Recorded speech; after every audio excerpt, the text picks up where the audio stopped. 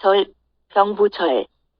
갑골문의 초기 자형은 사람이 무릎을 꿇고 앉아있는 모습을 본뜬 삼형 문자로 이것이 나중에는 무릎의 모양으로 바뀌었다.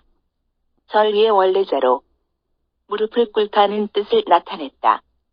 이것이 병부, 병부, 나신표, 신표, 즉 신분을 증명하는 물건이란 뜻으로 가차된 것은 후에 와서이다. 부수자 절은 뜻을 나타내는 부호, 즉 의부, 의부로 가지고 있는 문자들은 무릎을 꿇고 앉아있는 것과 관계가 있거나 또는 신표와 관계가 있다. 절은 절이 자형의 아래쪽에 위치할 때의 모양이다.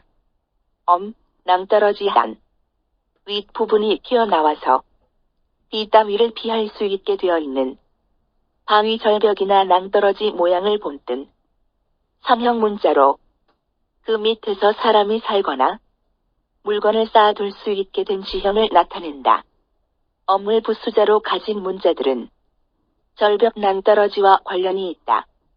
또 바위에 기대어 지은 집이란 뜻을 나타내는 지범의 대신으로도 사용된다.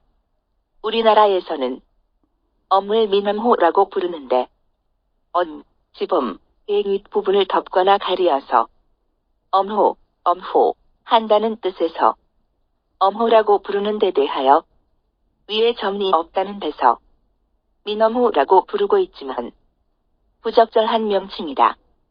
독립문자로서의 엄은 언덕한 또는 낭떠러지 한이라 읽는다.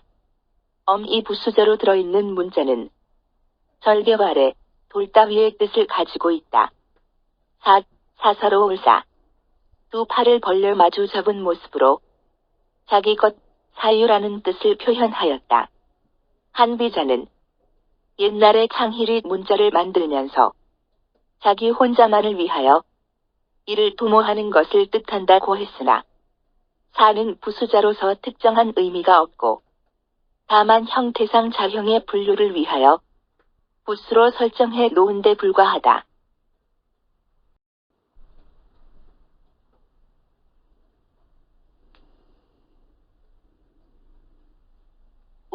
또우 자형은 원래 손을 뻗고 있는 모양을 본뜬 삼형 문자이다. 손에는 손가락이 5 있는데 3개만 그린 것은 옛날 사람은 모두 세드로서 많다는 뜻을 나타냈기 때문이다. 후에 와서 다시 또란 의미로도 쓰여지게 되었고 또한 돕다라는 뜻으로도 쓰여지게 되었다. 오른쪽 우는 우에 구를 덧붙인 것이고 여기에 다시 인을 덧붙인 것이 도울우이다. 우가 부수저로 들어있는 문자는 손의 동작과 관계가 있다. 또한 손에 몽둥이를 들고 치다, 때리다는 뜻의 부수자. 칠복을 흔히 줄여서 우로 쓰기도 한다. 입은 사람이나 동물이 소리를 지르거나 말을 하거나 음식을 먹는 몸의 기관이다. 구는 입의 모양을 본뜬 상형 문자로 입이란 뜻을 나타낸다. 부수자로 구가 들어있는 문자는 말이나 소리, 숨, 음식을 먹는 것 등 입의 동작과 관계가 있다. 또한 물건, 출입구, 터나 받침대란 의미를 나타내기도 한다. 애울위, 사방을 빙 둘러싼 모양을 본뜬 상형 문자로 에워싸다는 뜻과 나라라는 뜻을 나타낸다. 우리나라에서는 자형이 입구보다 더 크다는 뜻에서 큰 입구라 부르기도 하고 또한 둘레가 빙 에워싸여 있는 담의 모습 같다는 뜻에서 애운담이라고도 한다. 그러나 이것이 애울위의 뜻으로 쓰이는 경우에는 위라고 읽고 나라국의 고자인 경우에는 국이라고 읽는다. 국가 부수저로 들어있는 문자는 에워싸다, 둘러싸다 뜻을 가지고 있다.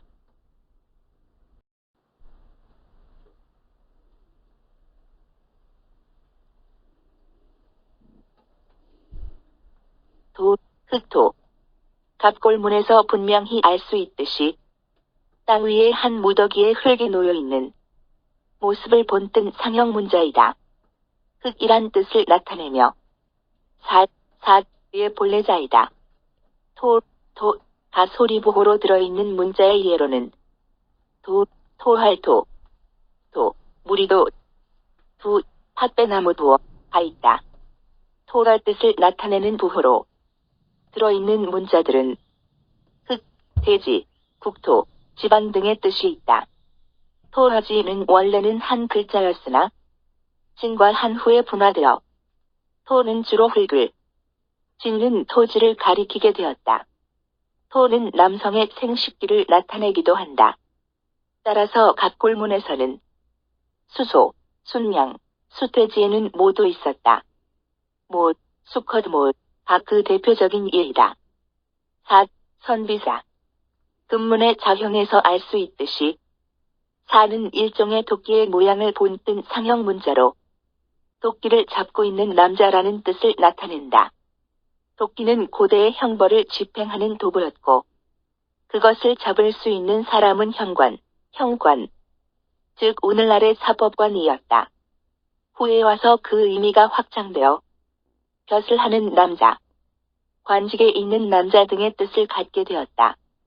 사가 독립된 문자로 쓰일 때는 미혼남자, 고대의 사회적 신분 계층의 명칭으로 최하층의 귀족, 학식이나 덕막 또는 특정 기회가 있는 남자, 수레를 타고 싸우는 전사 등 다양한 뜻을 갖고 있지만 부수자로 쓰일 때에는 일정한 의미는 없고 때로는 물건의 꼭지나 거리 부분의 형상을 나타내기도 한다. 뒤저울쥐, 내릴 강에서처럼 위에서 아래로 내려올 때의 뒷발에 모습을 본뜬 상형 문자이다. 이것을 설문에서는 한 사람이 뒤에서 두 정강이를 밀고 있는 모습을 본뜬 것으로 뒤에서 밀어서 보낸다는 뜻이라고 했다. 그러나 비탈길을 걸어갈 때의 발의 모습 정도로 이해하는 것이 자연스러울 것 같다. 뒤에 천천히 걸을 쇠가 주로 문자의 아래 부분에 놓이는 데 반해서 치는 주로 문자의 머리 부분에 놓인다.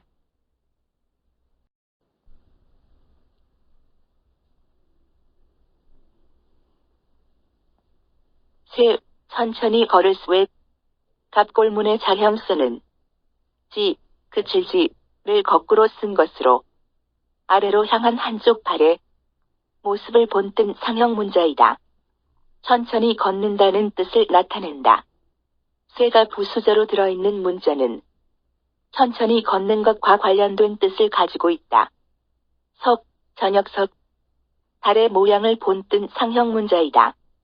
갑골문과 금문에서는 달월, 과석, 저녁석은 자형이 동일했으며 그 뜻은 앞뒤 문맥에 의해서만 구별되었다. 문자의 뜻은 해가 질 무렵의 달이 처음 서쪽 하늘에 나타난 것을 취한 것이다. 따라서 석은 저녁, 황혼이란 뜻을 나타낸다. 서둘 뜻을 나타내는 부수나 구성요소로 가지고 있는 문자는 저녁 또는 밤과 관계가 있다. 큰 댁. 갑골문의 자형은 사람이 두 팔을 벌리고 서 있는 모습을 정면에서 보고 그린 상형 문자이다. 고대인들은 인간은 만물의 영장이고 위대한 존재라고 생각했다. 그래서 하늘, 과 땅, 지과 함께 큰 존재의 대표로서 인을 그려놓고는 크다는 뜻을 부여했던 것이다. 부수자로서의 대는 정면에 서 있는 사람의 모습으로 크다는 의미를 나타고 물건을 놓아두는 받침대나 덮개 같은 것을 나타낼 때도 있다.